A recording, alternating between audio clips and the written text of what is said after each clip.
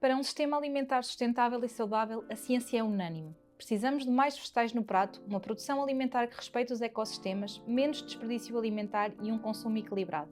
Com isto em mente, desde 2021 que a Proveste Portugal trabalha a capacitação das equipas de cozinha dos refeitórios públicos de norte a sul do país, como é o caso dos refeitórios das escolas do município de Santa Maria da Feira. Transformar a técnica culinária para que uma alimentação sustentável e nutritiva brilhe com sabor, cor e textura, conquistando quem se senta à mesa. Mas há um alimento estrela que precisa de ser mais consumido: as leguminosas, como o feijão, grão, favas, tremoço.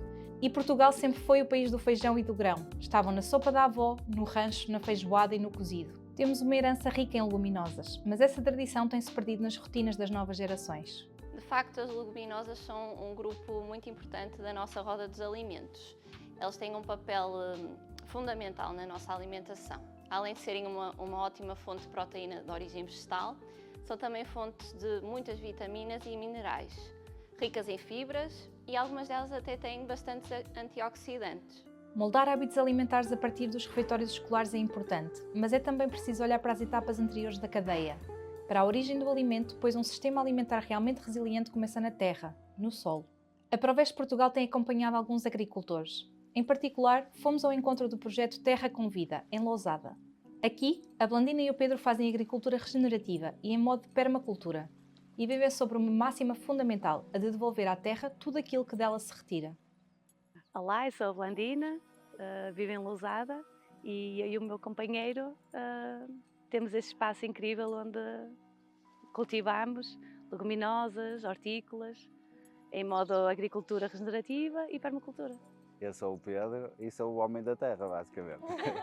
À conversa com a Blandina e o Pedro, percebemos o quão as leguminosas são uma cultura estrela das boas práticas agrícolas. Mas esta visão nem sempre é partilhada pelos restantes agricultores da região. O que se faz aqui normalmente, a maioria dos agricultores, o tradicional é milho e azeveia ou aveia, normalmente. É mais para os animais. É as únicas 2, 3 culturas que se usa. Quase ninguém utiliza leguminosas. Ao escolhermos as leguminosas como proteína de eleição, estamos a apoiar um modelo de agricultura resiliente. As leguminosas trabalham com a natureza, captam o azoto do ar e devolvem-no ao solo, fertilizando-o naturalmente, reduzindo a necessidade de fertilizantes e mitigando as emissões de gases com efeito estufa. E esta capacidade da leguminosa potencia a produtividade de outras culturas. A questão é que o milho vai dar um nutriente que o feijão vai enriquecer com isso e o feijão vai dar um nutriente que o milho vai enriquecer com isso. As leguminosas são símbolo de harmonia com a natureza. Promovem a biodiversidade, melhoram a estrutura do solo e a sua capacidade de reter água, potenciam polinizadores e tantas outras valências.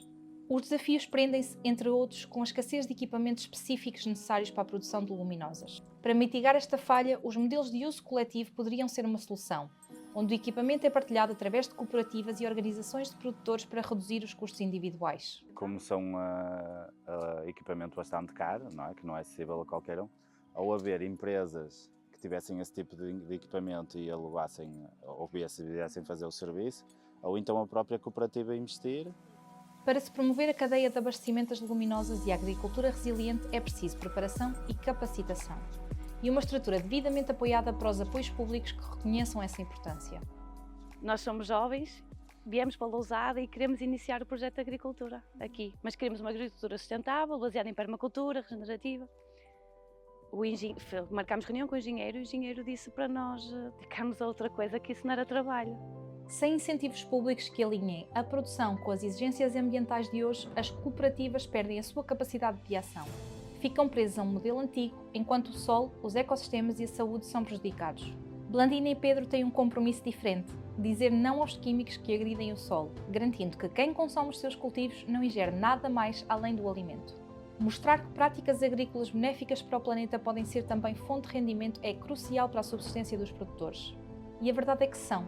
A longo prazo pode mesmo vir a ser uma questão de sobrevivência, entre ter solo saudável para produzir ou já não o ter. Porque durante muito tempo essa agricultura resultou e depois eles tinham tanto adubos como as sementes e tudo, era tudo muito barato, e agora se calhar com o aumento da produção e do custo do trabalho, podem eles se calhar começarem a pensar em outras alternativas, não é? Por causa do tal rendimento. Recuperar a tradição do feijão não é de todo voltar ao passado. Segundo Blandina e Pedro, este alimento é muito bem aceito, apesar de Portugal produzir apenas 12,5% do feijão que consome.